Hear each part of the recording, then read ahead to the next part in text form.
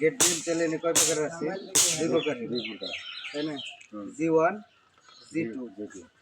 তাহলে G1 এ আমার state আছে কয়টা? দুইটা, 16 মিলি। চারটা স্টেট, উপরে দুইটা টপে আর বটমে আমার দুইটা, ঠিক আছে। আর আপনার এক্সট্রা টপ আছে দুইটা, 16 মিলি, ঠিক আছে। L/3P।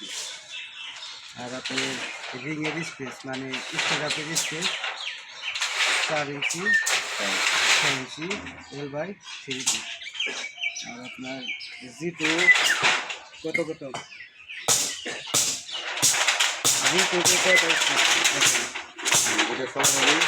দুইটা 16 টপে, বটমে দুইটা আর মাঝখানে একটা 12 মিলি। আর আপনার দুইটা এক্সট্রা টপ কত মিলি? 16 মিলি। আর হলো ক্লিয়ার কভার কত? 2 ইঞ্চি L/3 করবেন, ঠিক আছে। হ্যাঁ হ্যাঁ, বুঝছেন তো? বুঝছি। এখন আপনি আমার বোঝেন তো।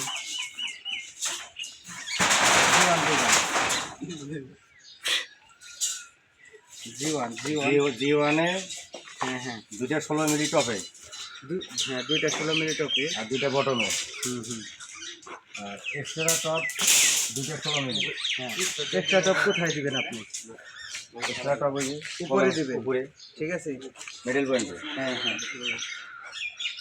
আর হলো স্পেসিং কত? এই যে আপনি যে স্টেট আপ মানে রিং যেটা বলেন ওটা কত টুক দূরে দূরে?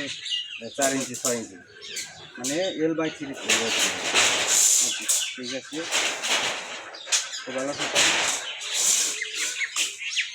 আর ল্যাপিনের জিনিসটা তো বুঝছেন? নাটা বুঝছি। আপনার ডিমের নিচে কখনো কি হবে না? ল্যাপিন হবে না। তাহলে ল্যাপিন ডিমের সাইডে নেবেন, এই সাইডে নেবেন, মাঝখানে ল্যাপিন হবে না। উপরে ল্যাপিন দিতে পারবেন। আবার উপরে যে কলামের L/3-তে ল্যাপিন হবে না, ঠিক আছে। এই পাশে ল্যাপিন হবে না। মিডল পয়েন্টে টপে ল্যাপিন দিতে পারবেন, বটমে নিচে ল্যাপিন দিতে পারবেন না। ওকে, বুঝতে পারছেন? ওকে।